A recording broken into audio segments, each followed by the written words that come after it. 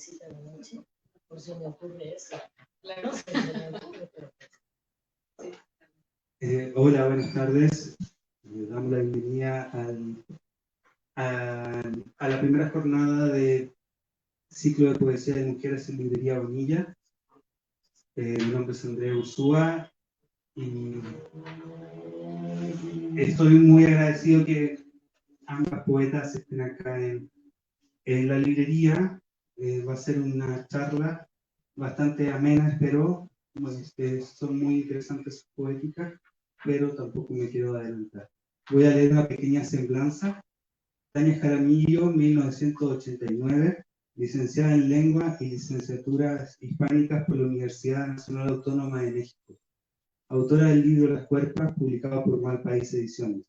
Otros de sus poemas han sido publicados en las revistas Periódico de Poesía, UNAM, L'Ordinaire, Latino American, Norte Sur, Nueva York Poetry Review, Revista Poesía. Ha participado en algunos eventos literarios como Versos Peregrinos y Lectura de Poesía, organizada por el Instituto Municipal de Artes y Cultura de Puebla.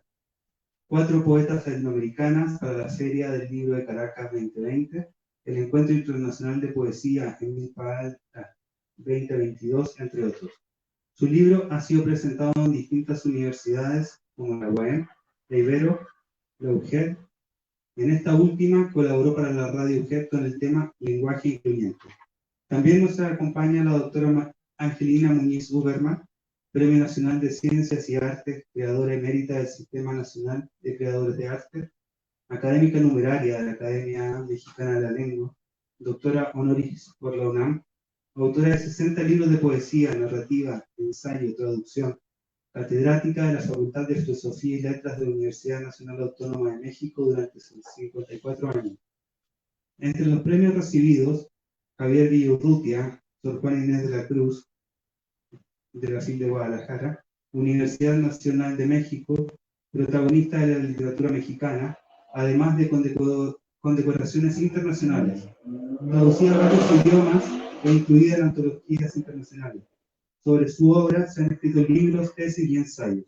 Los títulos más recientes son Rompeolas, Poesía Reunida, Arritmias, Los Esperandos, Piratas Judeo-Portugueses y yo, El Atanor Encendido, Antología de Cábala, Alquimia y Gnosticismo, El Último Faro y La Vestidura de Palacio. Les damos la bienvenida, muchas gracias por estar acá en el ciclo de poesía y la librería Bonilla. Partimos con Tania. Bueno, muchas gracias. Primero que nada, me siento muy agradecida y complacida de compartir la mesa con la maestra Angelina. Pues yo tengo este libro que se llama Las Cuerpas, que, bueno, tiene que ver con el lenguaje incluyente y con una posición política. Es interesante porque la maestra es parte de la Academia de la Lengua, ¿no? Y no sé con qué ojos pueda ver esta poesía, pero resulta pues interesante el diálogo. Entonces, bueno, voy a dar la lectura a un poema. Después, pues me voy a permitir un poco moderar, ¿no? Y le voy a ceder la palabra a la maestra.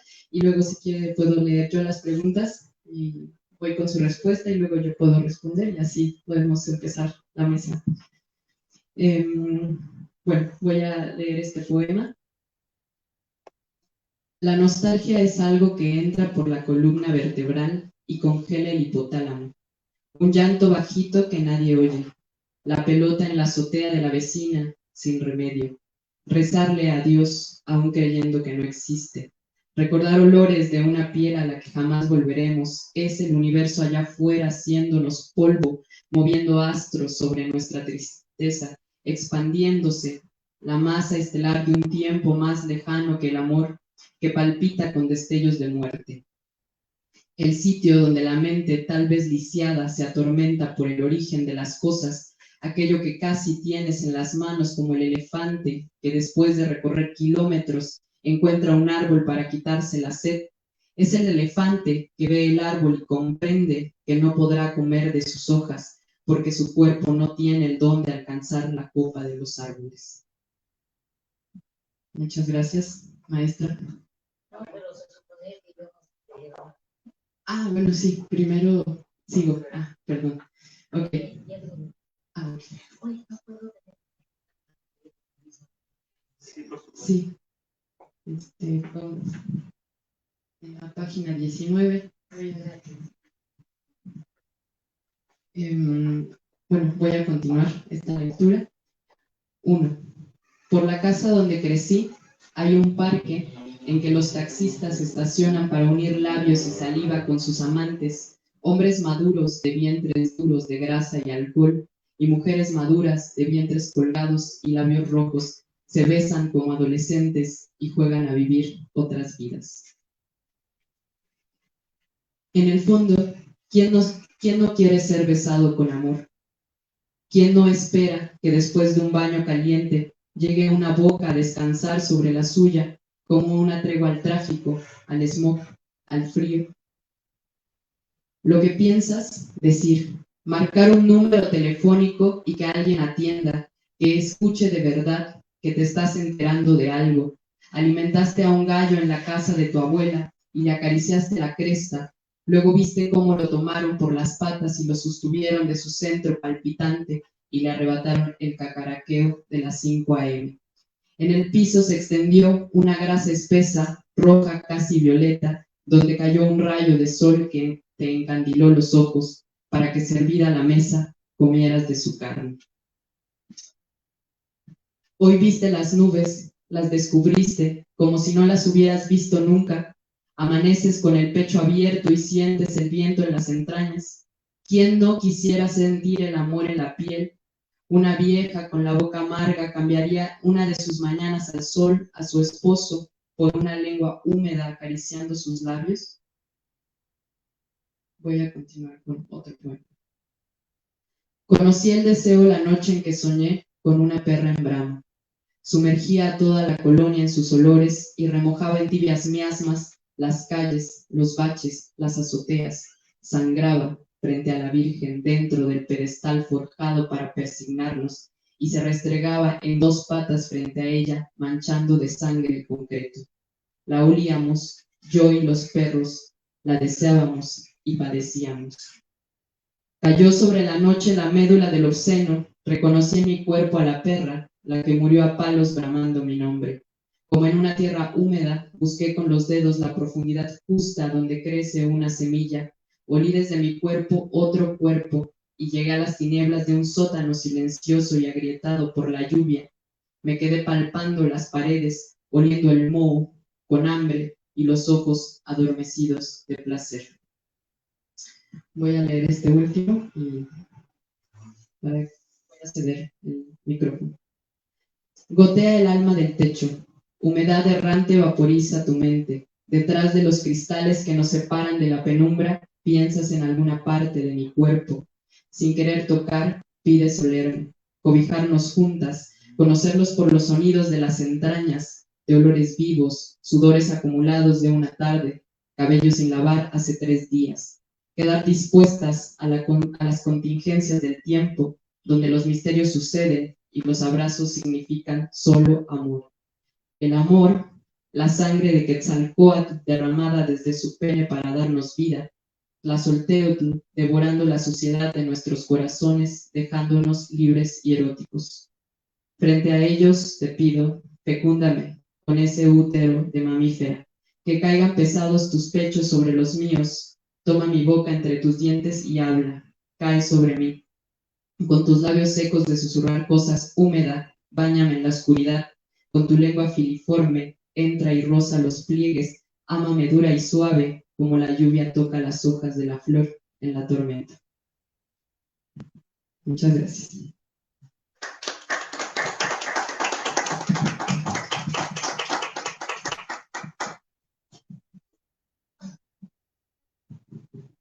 Bueno, ¿me oye? ¿No? ¿Y ahora está mejor? ¿Sí? Bueno, ante todo quiero agradecer a la librería Bonilla y a la editorial por habernos invitado a participar en esta lectura de poesía. Y voy a leer algunos poemas de distintos libros un poco para hacer un recorrido de mi poética. El primero se llama Yeah y es autobiográfico y es el nombre de un pequeño pueblo del sur de Francia donde nací a causa del exilio de la Guerra Civil Española. Hubiera querido, antes de nacer, que es antes de morir, estar en Yer. El 29 de diciembre nací en Yer y 5 días después empapaba de llanto el tren que de nacer me llevaba a morir. Porque al origen no se regresa, porque al mar no se vuelve. 5 días con el oleaje de fondo y espuma de silencio. 5 días con los pinos clavados en la arena. Perseguí Yer. ¿Quién ha estado? ¿Quién lo invoca? Si existe Yer, existo yo.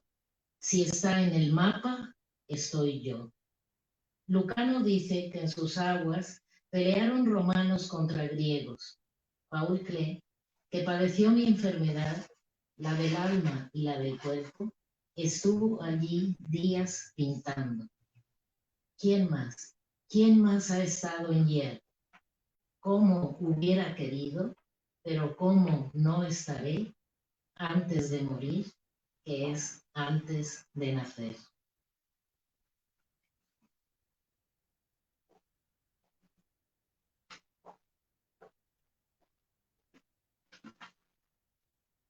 Bueno, el siguiente ya va en otro tono. Se llama Ángel. No cruza el mar sino vuela. No sube la montaña sino se posa. No fatiga la sierra del amanecer. No dora las nubes del desconsuelo. Cruza, vuela, sube, fatiga, dora el suave pienso de la melancolía. Aguarda el llamado de voces ignotas en suspenso del más leve sonido, del cántico de las flores desconocidas y del viento en la breve enramada. Se columpia en el aire estremecido, se cuelga de un alero improvisado. Junto a la gárgola es plena transparencia y no tiene cuerpo porque no lo necesita. La verdad es que tampoco tiene voz. La música que lo anuncia no es suya, sino de las altas esferas del amor. Música que no es suya ni tampoco suena, música de campanilleros antes de empezar. Suave vibrar del aire embebido, una contra otra las alas no son alas. Es cierto que toca la puerta, mas es un sonido que no se alcanza a oír. Son sus dones, dones por la tierra, el dorado del trigo, el verde de la uva, el humo de la chimenea y el olor a pan, el claro correr de las aguas entre riberas. Sin forma, sin color, sin recipiente, lo que puede decirse de él es lo que no es.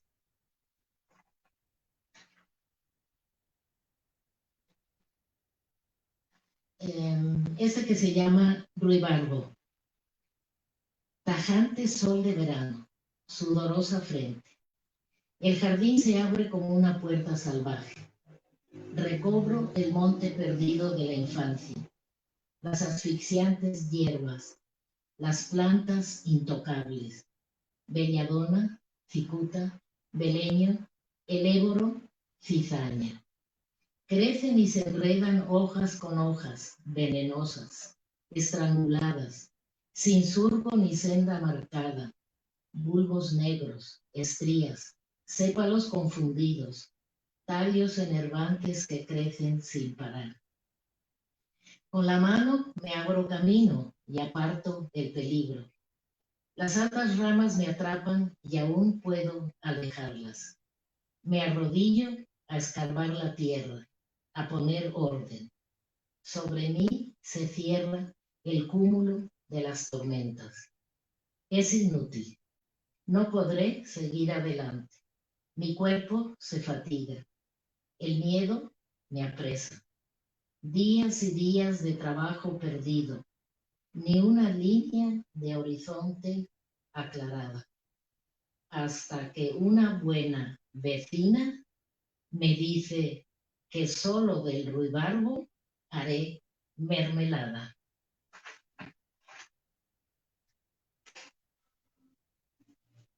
Este otro que fue escrito a consecuencia de un sueño.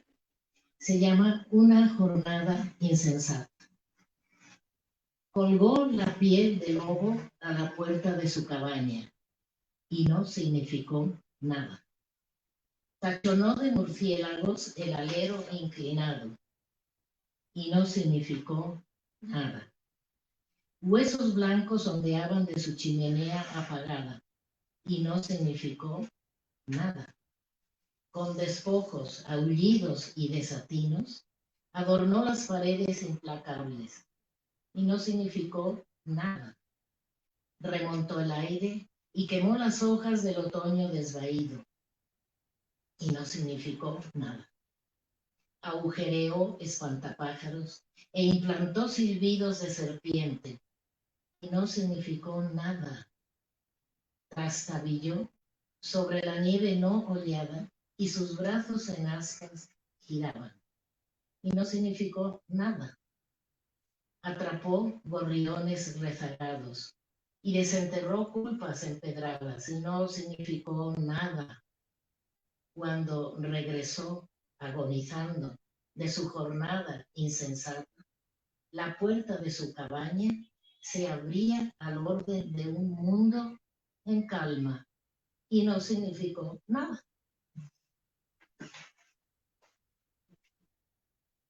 Bueno, les leo este otro para llevar un poco la contraria. Se llama Los cuerpos vestidos. Amo los cuerpos vestidos, sedosos, aterciopelados, lana, lino, damasco, brocado. No busco la piel, busco el hilo. No busco la forma, busco el relieve. Elijo todos los colores y niego la monocromía desnuda. Sobre el cuerpo único coloco aves, paisajes y cielos. Envuelvo la geografía epidérmica en sensaciones convertidas. Transformo la ondulación en dibujo marino. El golpe del orgasmo en velos de tules. Cambio, revierto, escojo y altero todos los tactos de todos los tejidos, de todos los telares, de todos los mundos. Amo los cuerpos vestidos.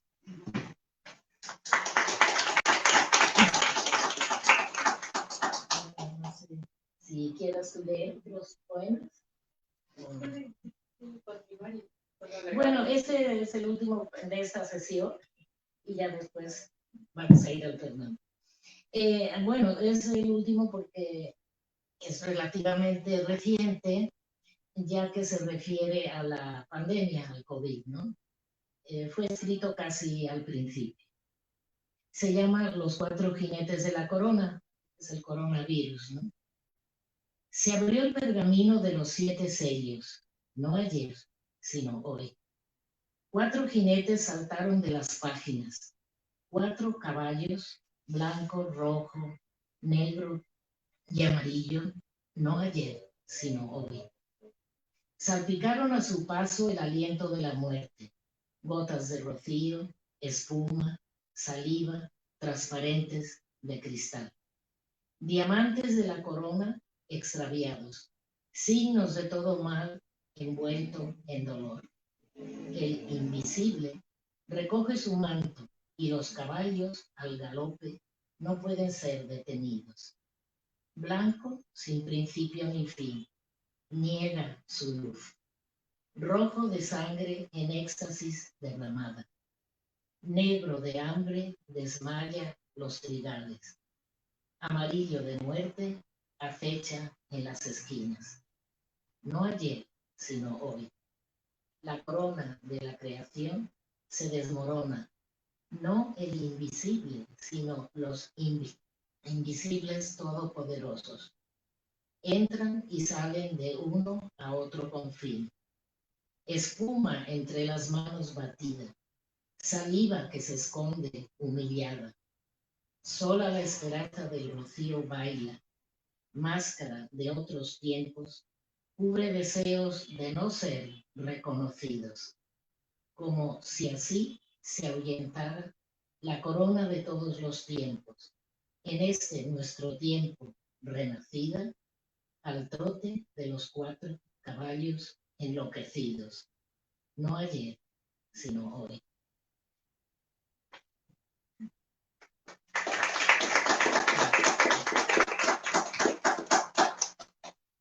Bueno, pues ahora puedo leer una de las preguntas que pues, nos hacía la librería Bonilla, ¿no? Para esta dinámica. Voy a leer la pregunta, voy a contestar y luego le voy a hacer la palabra a la maestra. ¿Cuáles son los principios que guían la escritura de tu poesía o de tu poética? Yo pienso que la poesía debe ser siempre honesta. Digamos que las formas tradicionales o las formas canónicas, la estructura de la poesía tiene que acompañar esa honestidad, ¿no? Y yo pues escribo poesía política, ¿no? Entonces para mí es fundamental dialogar con mi época en relación pues, con lo que sucede, ¿no? Y con los vacíos que podemos sentir como individuos pues en el capitalismo, ¿no? En el antropoceno, en esta era geológica en la que vivimos y que pues nos estás de pronto maltratando a unas clases más que a otras, ¿no? Y bueno, supongo que a los animales más que a nosotros, ¿no? Los seres humanos. Y bueno, creo que en ese sentido la poesía tiene que, o lo que he visto, es que quizá no tenga una función como social como a una le gustaría, ¿no? Como que generara cambios o cuestiones así, ¿no? Pero sí genera lo que he visto en mi breve experiencia, es que sirve un poco para sanar, ¿no? Para sanar para quien escribe y para quien lee, ¿no? Y en ese sentido, como sentirse acompañado pues en este barco en el que estamos, ¿no? Transitando, y que pues cada quien puede tener un contexto, pero pues hay vértices que se unen, ¿no? Dentro de esta cuestión humana que tenemos todas y todos, ¿no? Y pues en ese sentido la importancia de comunicar, ¿no? Que siempre sigamos pues planteando, ¿no? Como estos dolores, estos vacíos, estas preocupaciones, estas incongruencias, ¿no? Y que otros escuchen y nosotros escuchar, ¿no? También a los otros y a las otras. Esa es mi respuesta. Bueno, se me quedó loquita en la casa. ¿Cuál era la primera pregunta? Era, ¿cuáles son los principios que guían la escritura de tu poesía o de tu poética? Ah, pues es que las respuestas se me quedan. Bueno, entonces, bueno, pues, en efecto, yo creo que la poesía puede abarcar todos los temas habidos y por haber, porque de las artes, precisamente la poesía es la que está abierta a cualquier expresión, a cualquier modalidad, porque saca lo de dentro del ser humano, pero también, desde luego, lo exterior, lo que está viendo.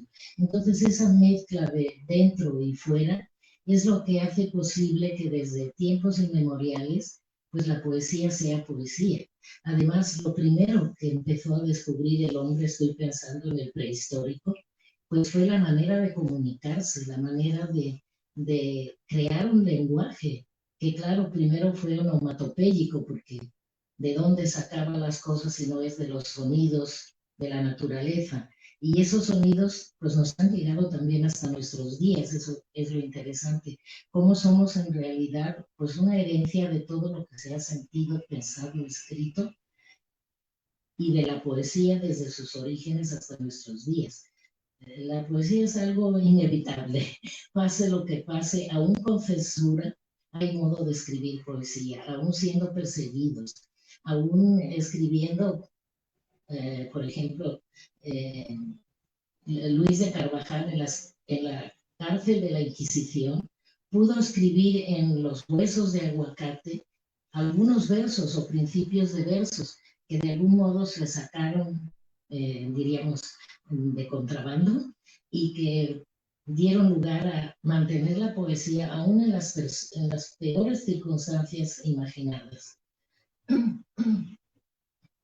Entonces, pues indudablemente que eso es, pues muchas de las cosas que tú has mencionado, lo que te permite seguir adelante escribiendo.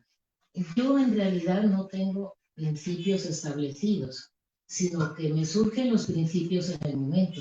Es decir, yo no digo, voy a escribir esto y esto y esto, sino precisamente por lo que acabo de decir, lo que me surge para escribir es el mundo externo visto a través de mi sensibilidad.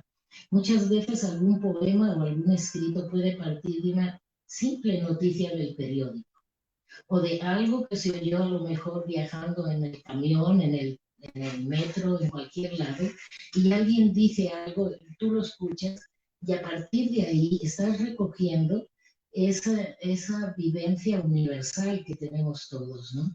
Creo que genéticamente, si no me equivoco, todos los seres humanos, África, Asia, Europa, Oceanía, lo que ustedes quieran, somos primos en 40 y tantos grados. Es decir, todos estamos emparentados y estamos emparentados también, me gustó mucho lo que dijiste con los animales. Parte de ese mismo ADN lo tienen también los animales. Entonces, ¿por qué pensamos que los animales no piensan? Los perros piensan, los gatos piensan. Yo he tenido todos esos animales, más de chica viví en Cuba, en el campo, y entonces hice vida de guajira.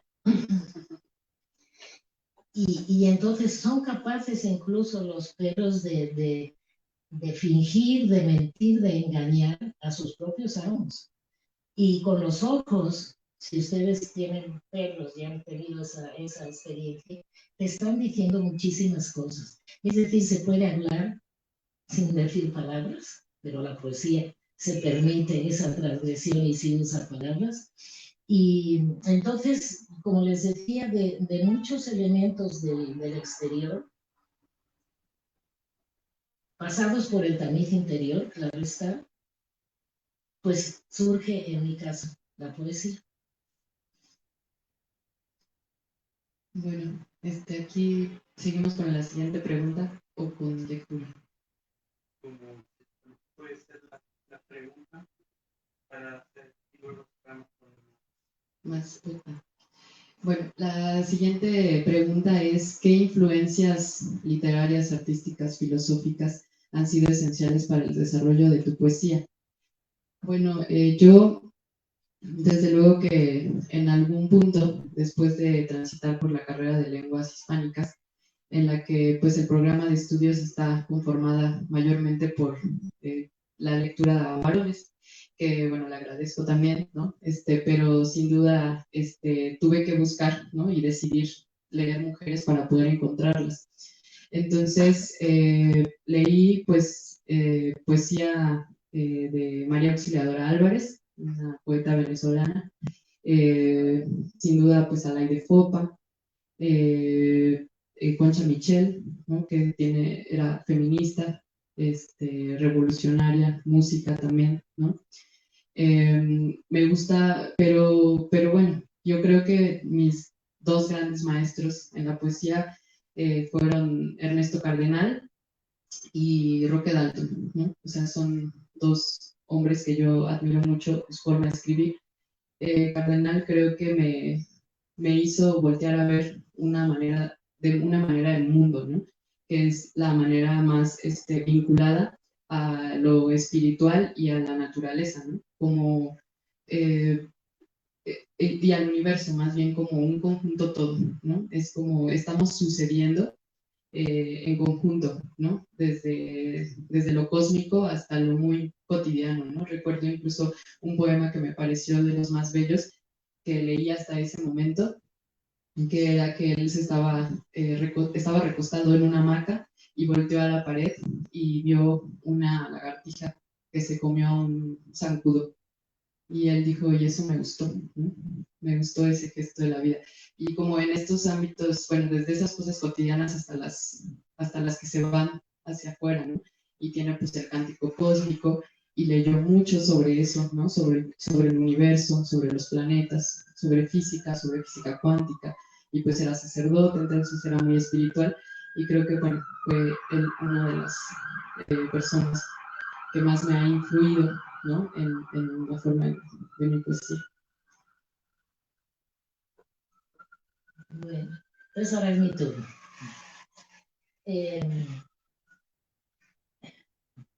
Pues yo tengo toda una historia larga de escritores que empecé a leer desde muy niña, porque tuve la suerte de que mis padres eran grandes lectores. Y la imagen que yo recuerdo de la infancia es los tres sentados en una silla o sillones y cada uno con un libro en la mano. Entonces, por la influencia de ellos, repito, del exilio español, pues empecé con los poetas y los escritores del exilio. Pues desde la generación del 98, desde la generación del 27, los poetas, García Lorca, Alberti, en fin, todos ellos, porque incluso mi madre me hacía aprenderme de memoria los poemas de ellos. Y luego, ya por mi cuenta, pues leía Unamuno. De Unamuno me interesaba su rebeldía y tiene una poesía seca, no una poesía sonora, agradable, musical, como por ejemplo la de García Lorca, influida por el canto flamenco y todas estas situaciones. Pero de Unamuno, por ejemplo, me interesaba eso, su rebeldía. Leí también a autores de otras lenguas, del francés, Víctor Hugo, casi todo me lo leí de chica, hasta los 12, 13 años ya me había leído las novelas, las poesías de Víctor Hugo, que era uno de los autores que me atraía. Los ingleses, los románticos, Wordsworth, Shelley, Blake, en fin, todo eso yo creo que me fue también formando una visión del mundo como muy amplia, no me atuve a determinadas guías o líneas. ¿Qué más? ¿Qué más? Entonces me la pasé leyendo a todos estos poetas, filósofos, ya les digo, desde la Biblia, la Ilíada, la Odisea, en fin, toda esa corriente hasta nuestros días. Había una feria de libro que se instalaba en los años 40 en el Monumento a la Revolución, así al aire libre, con unas mesitas y unos cuantos libros. Mis padres siempre me llevaban ahí y me compraban libros. Otro que también recuerdo que me gustó mucho y me influyó fue de José Martí, las lecturas clásicas para los niños. En fin, y todos los autores de la infancia, pues también de algún modo me fueron interesando. En esa época, como en la época de la Segunda Guerra, como no llegaban libros de Europa, llegaban en cambio de Chile, de Argentina, de todos estos países, y así también aprendí de la literatura iberoamericana bastante, de autores argentinos, de autores chilenos, brasileños, Monteiro Lobato, en fin. Pues tengo toda una mezcolanza ahí de lecturas y de cosas que he recibido, que yo creo que es lo mismo, ¿no? Que se pasan por un colador y te va quedando la esencia y de ahí sacas también temas o ideas o admiraciones. Sí, bueno, también se me pasó mencionar a Sor Juana Inés, por supuesto. O sea, desde el principio de los tiempos, bueno, quisiera agregar esta experiencia que tuve con ella también, porque pues ahí, no sé, como que ella siento que históricamente nos enseñó a disentir, ¿no? Dentro de ciertos contextos en los que quizá no pudiéramos ser tan escuchadas, ¿no? Entonces, que exista la carta al padre Núñez, ¿no?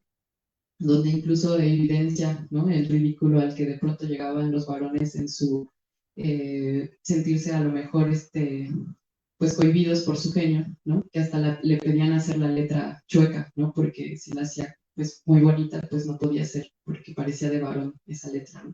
Entonces ella como que lo deja ahí asentado, como que nos permite un poco encontrar también como pues esos gestos, esas formas como de disentir desde esos albores, porque aparte pues muy pocas mujeres escribían, y si mal no recuerdo hay una mujer francesa del otro lado del mundo que existía también escribiendo, igual que Sor Juana, de manera más independiente, que no recuerdo su nombre, pero ella no estaba bajo la tutela de ningún convento, ni era eh, digamos, patrocinada por la gente rica, ¿no? O sea, como que tenía su casa y podía ser libre, soltera, digamos, ¿no? Eh, pero bueno, pues justo, pues esos, no sé, como testimonios de la escritura de las mujeres desde tiempos atrás, bueno, eso pues Sor Juana, ¿no? Y bueno, la siguiente pregunta, bueno, y luego no sé si la maestra quiere agregar otra influencia que se le haya recordado ahora.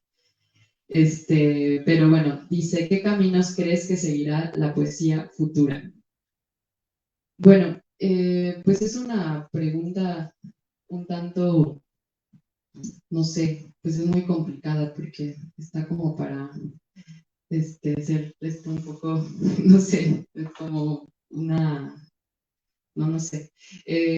Pero bueno, la cuestión con la poesía es que creo que está tomando una relevancia particular por el tiempo en el que estamos viviendo, que justo es el tiempo en el que la vida es un poco desritualizada, ¿no? O sea, por así decir, hay una falta de justo de empatía, ¿no? Y hay una violencia como muy normalizada, ¿no? En nuestras prácticas cotidianas. Entonces, pues, no sé, muchas feministas han teorizado sobre esta desritualización, incluso de la muerte, ¿no? Y como, pues, Segato pone como ejemplo de a la apología de esa desritualización, el feminicidio, ¿no?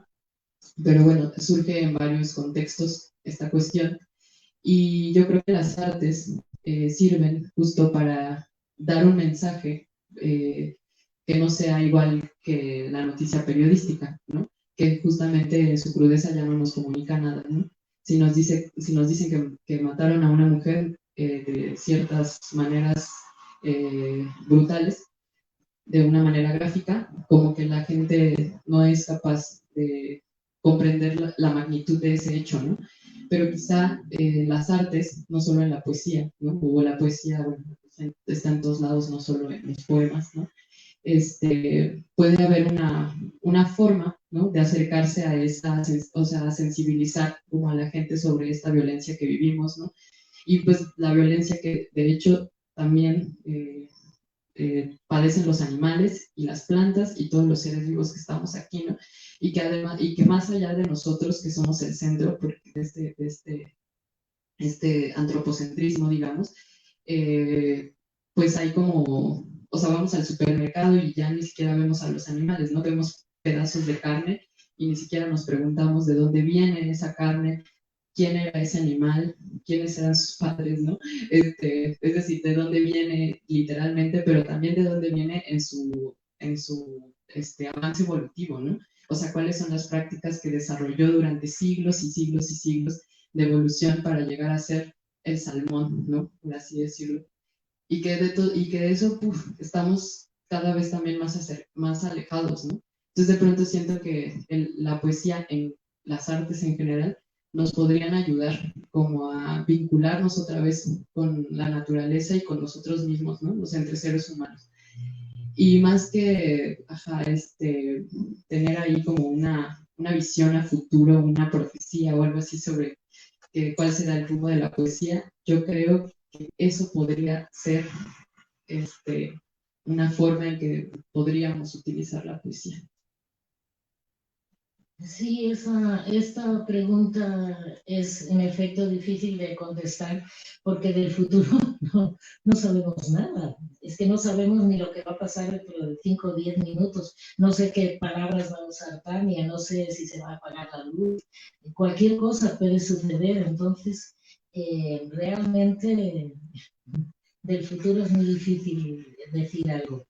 Pero tenemos algunas posibilidades de pensar en lo que estamos, pues, no del futuro, sino lo que está sucediendo en ese momento, que sí es el futuro para hace 10, 15 años, ¿no? Entonces, lo que podemos en este momento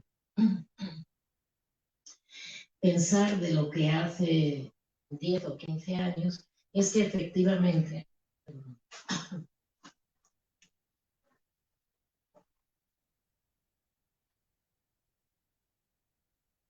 sí ha habido cambios y han sido los cambios debidos a la tecnología.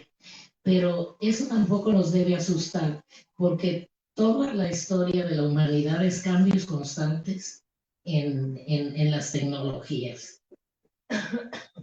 Y siempre ha habido, como dice Tania, el arte para salvarlo.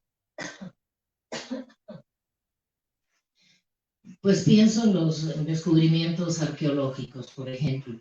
Si se descubre que en la prehistoria una vasija sirve para contener agua y beberla, pues dejarla así con el barro cocido y ya. ¿Y por qué a alguien se le ocurrió hacer unos dibujitos y ponerles color? Ya entró el arte. Porque lo útil era la vasija en sí solita, no necesitaba estar dibujada o coloreada. Entonces eso es algo que podrá existir. La música es otra arte también increíble, porque esa, pues, parte de la nada. Realmente el sonido que crea el músico no existía antes, porque el poeta tiene las palabras a su servicio. Ahí están, todo el mundo las usa.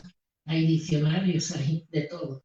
Pero una música, aunque pueda estar basada en la naturaleza, como las cosas de Arvo Pärt o cualquier otro de los músicos que salían al campo y el ruido de todos los animales y después de ahí inspirarse. Pues, y así podríamos seguir hablando de todas las artes. Entonces, pues hay que tener fe, hay que tener esperanza de que esto no se acabará a pesar del Internet y del Twitter y de todas esas otras cosas que están atentando contra la literatura, porque es el lenguaje rápido, práctico, sin buscarle una segunda intención, una posibilidad de interpretación. No se interpreta, sino que va la noticia directa, ataque o lo que sea, virulencia, y, y eso destruye realmente la posibilidad esa tan especial que tiene la palabra de significar tantas cosas, porque, y le vamos agregando nuevas cosas. Entonces, con eso hay que tener cuidado, pero yo creo que el hombre, después de todo, renace, igual que con la ecología. Se está deshaciendo la naturaleza, pero siempre habrá un momento, siempre habrá un hasta aquí, por lo menos eso pienso yo, de que se podrá salvar el momento y se encontrarán otras posibilidades.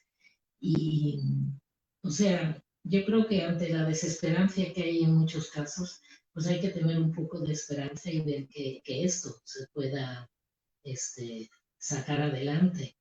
Y todas las épocas son así. Por ejemplo, Erasmo de Rotterdam, que vivió muchos años,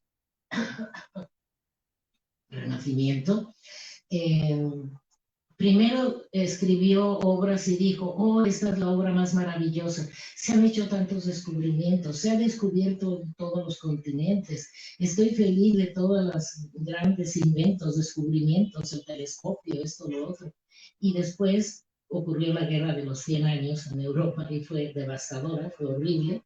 Y entonces dijo, oh, ahora vivo en la peor de las épocas. Entonces tuvo las dos posibilidades. Y creo que siempre entre eso estamos luchando.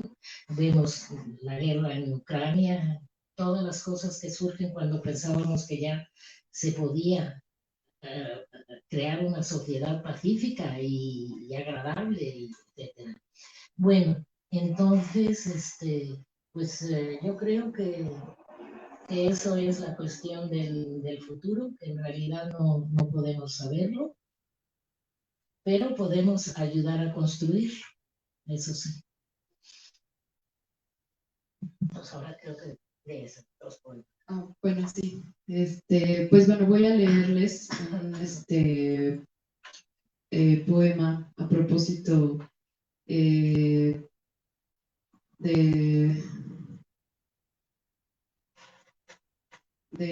pues esta cuestión de los animales que ahora me interpela mucho y que me preocupa además, y más bien me interesa como conectar yo con pues este vínculo que perdí en algún punto, ¿no? O sea, inmersa en la sociedad, pues, ¿no? O sea, como de la rutina de la ciudad y que pues a lo mejor justo desconozco mucho de la naturaleza, ¿no? Pero nunca es tarde para acercarse. Y bueno, estoy creando un nuevo proyecto sobre lo mal que le pasan los animales en el antropoceno y este es uno de los poemas que forma parte de ese proyecto. A orillas de la playa. Una foca se acercó a la orilla de la playa. ¿Acaso sabemos por qué los animales se acercan a la orilla? Quizá buscaba mantener una cierta temperatura en el cuerpo. Tal vez venía a disfrutar de la brisa, a descansar de tan largo viaje, a tomar el sol y a observar el horizonte, esperar la noche, o a otra que cansada como ella le haría sentir que la vida ocurre en su orden natural. Fue apaleada y apedreada hasta desmayarse, para que niñas y niños pudieran retratarse a su lado. Un gesto de la humanidad, un miembro blandiéndose frente a la montaña, eyaculando sobre las flores, cayendo como ácido sobre las lombrices que se retuercen, penetrando la entraña de la tierra, quiero decir, el callado dolor de la naturaleza, para que al crecer esos hijos no lloren por ella. Apagarán los cigarrillos en una almeja viva y comerán carne animal traída de los mataderos 3 o 4 veces al día, sin hambre.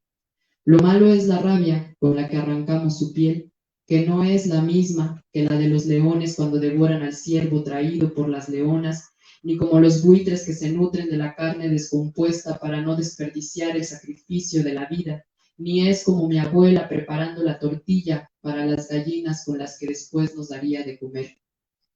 Las olas seguían llegando suaves a los pies humanos, y el cuerpo moribundo que ahí yacía, después de la foto, fue devuelto al mar, sin dar tiempo a que despertase.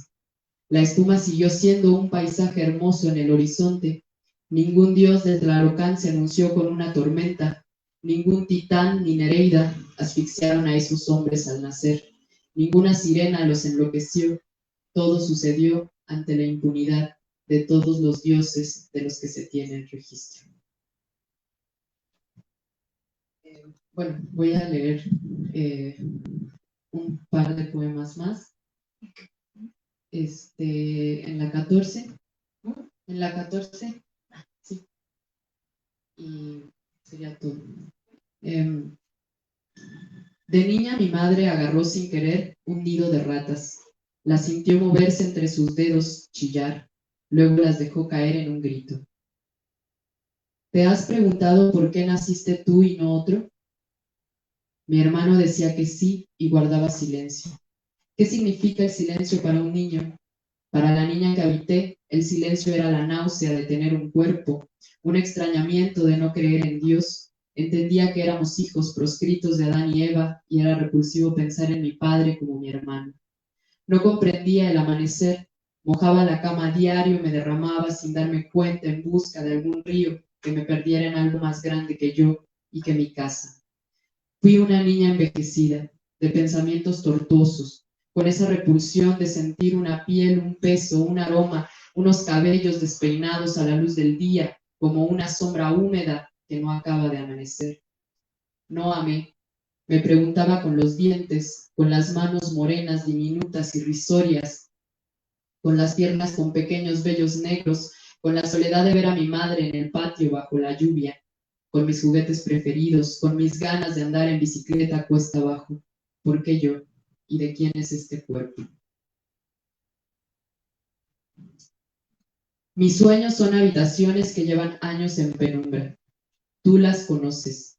Son a veces húmedas, a veces secas, llenas de un polvo que te ensucia la piel y te deja lodo en los vellos de las fosas. Esa bolsa de pelo con mi nombre enterrada al pie del árbol, el lugar donde ni un grito, pero alguien hay detrás de aquella puerta. La garganta se me angosta, entra el viento áspero, árdome y despierto entre objetos extraños hecha un despojo. Ojalá fuese el sueño dulce de ese bebé cubierto. ¿Por qué sonríe? Tal vez sueñe con los pezones dulces. Ojalá fuese ese pajarillo en los cables, recibiendo el sol sobre las plumas y no este golpazo en el pecho, amoratándome. Como esa gata que grita sobre la reja del patio y sufre de la forma más genuina y extraviada, sufre. Me despierta un llanto sudoroso en la pelvis y me miro convertida en este encharcadero. No es verdad, no existe lugar al que llegamos a depositar nuestro cuerpo satisfecho. Mañana habrá otro lugar abierto al que yo querré ir con los pies cansados en el laberinto sin centro, sin salida y sin retorno. No hay dolor más profundo que el de un animal asustado. Gracias.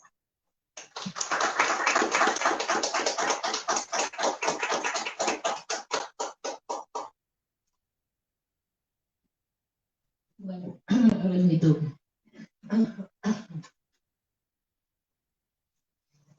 Ahora les voy a leer de mi más reciente libro, que se llama Las vestiduras del palacio, que es una especie de resumen de todas mis obsesiones, aparecen aquí, y está basado en los Gejalot hebreos de la Edad Media, poesía mística, Abraham de Abulafia, pero con una visión totalmente moderna. Entonces, me permite transgredir totalmente estos antiguos poemas, pero hay una línea por ahí subrepticia que va pasando. Bueno, entonces está dividido en 7 palacios, son 7 palacios, también número cabalístico, y cada uno se va desarrollando poco a poco. Les leeré un par, 2 o 3 de estos palacios.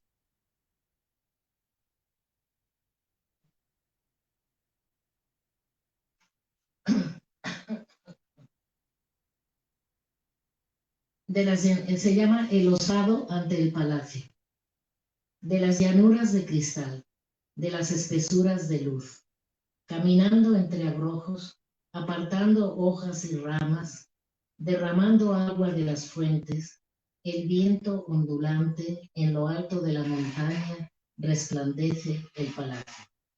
Palacio primero, de plata puertas y ventanas, ojos que se ciegan ante el reflejo despiadado, sonrisa a medio esbozar, músculo relajado.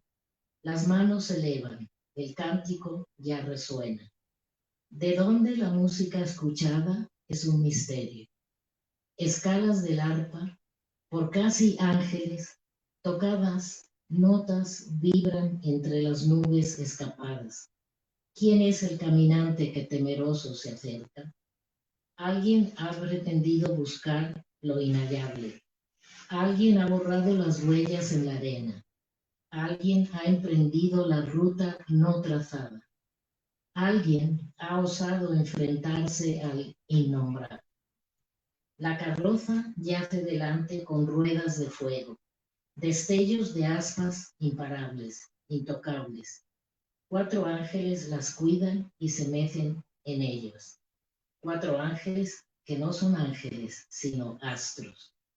Sus rostros, que no son rostros, reflejan espejos, espejos del alma para los que hacen preguntas, preguntas que se deshojan entre los labios, labios nacidos para nombrar lo expectante.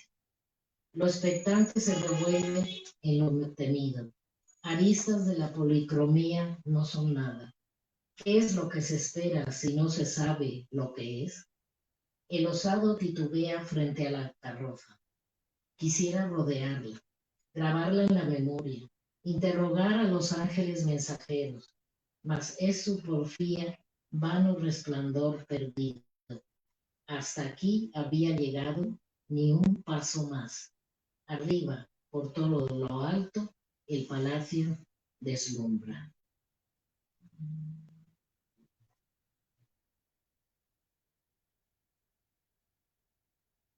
El palacio en volandas. Alguna vez el palacio tuvo que volar, no siempre apegado a la tierra que se desmorona, no siempre con la mira en bosques del olvido. Desplegó las alas como ave primeriza y en libertad. Las raíces gotearon hilos de humildad. El abismo se desmayó hacia hueco de tolerancia. ¿Quién vio volar un palacio con torres y almenas? Si lo hubiera visto, no lo creería como sueño invertido, como espacio robado a todo lo que se afirmaba. Eleva la vista y de vez en vez sentirás la sombra del palacio que se esconde entre nubes sorprendidas, fragmentos de aire rompiendo el azul y el blanco. Cree lo que no existe y ve lo invisible tornasolado, que todo es engaño y engaño colorido no molesta. Prometido arco iris lanza su pacto para que vivas.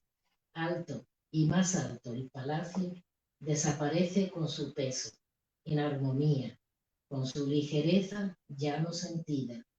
La última nube lo cubre y él no tiene por qué agradecerlo. Palacio y éxtasis.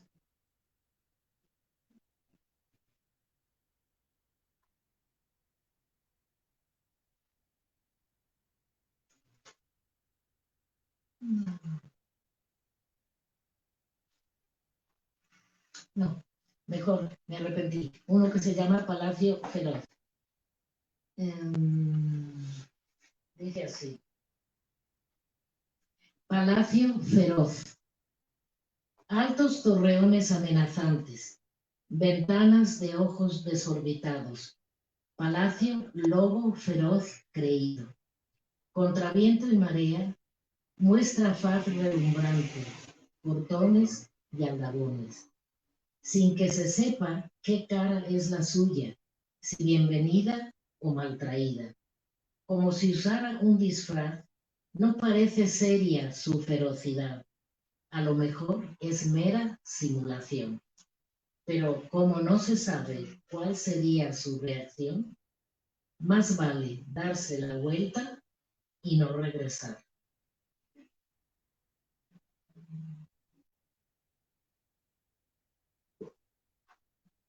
Ah,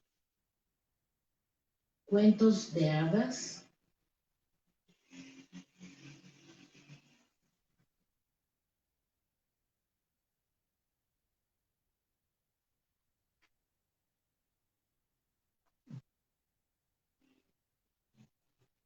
¿Existen los palacios? ¿Acaso existen los palacios? Existen solo para los cuentos de hadas. Entonces hablaré de cuentos de hadas, antiguos cuentos de hadas que nadie recuerda. Había una vez, porque ya no hay vez, en que cualquier cosa era posible, disparates, y si era posible, era creíble. Palacios, palacios los poblaban. El gran recurso era el palacio. Aunque la acción sucediera fuera, llegaba el día del palacio. La culminación en el lugar inaccesible. Nadie había estado en un palacio. Se le vislumbraba en lo más alto, pero nada más. Al amanecer el sol se estrellaba en sus cristales y la gente creía que el palacio era transparente. Al anochecer se perdía en la oscuridad. Ni una vela se encendía, solo la nube del presagio. ¿Quién vivía en el palacio para contarlo? Cierto, nadie vivía. Había sido construido el palacio solo para los cuentos de hadas. Fuera de eso, no existía. Bueno, luego hay otros palacios en los cuales hablo de Kafka, de Oscar Wilde, de Hamlet, de fantasmas en los palacios, etcétera, de Santa Teresa o de las diosas del Oriente. Pero les leo ya para terminar uno ecológico. Se llama Palacio y Jacaranda. Me acodé en la ventana de mi palacio de Mixcoac a las 6 de la mañana y escuché el canto de los pájaros de un oculto jardín y contemplé la única jacaranda que ha quedado.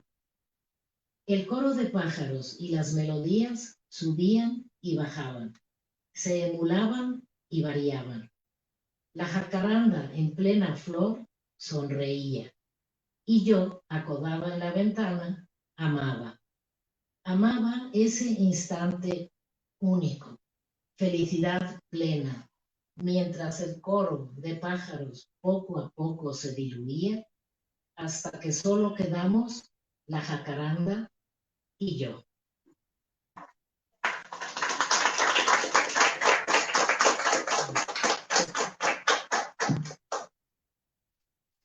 Bueno, pues muchas gracias por escucharnos, por acompañarnos. Buenas tardes. Le damos las gracias a Tania, a Angelina, por haber estado presente aquí en la librería, en la apertura de este ciclo de poesía, el cual se va a seguir haciendo durante todo el año. La próxima sesión es el 10 de junio, creo. Así que también están invitados, ustedes también están invitadas. Y muchas gracias. Nada más que decir. A nombre de Librería Bonilla, les agradecemos su presencia, agradecemos la presencia del público y de la gente que nos siguió en las redes sociales. Muchas gracias. Gracias.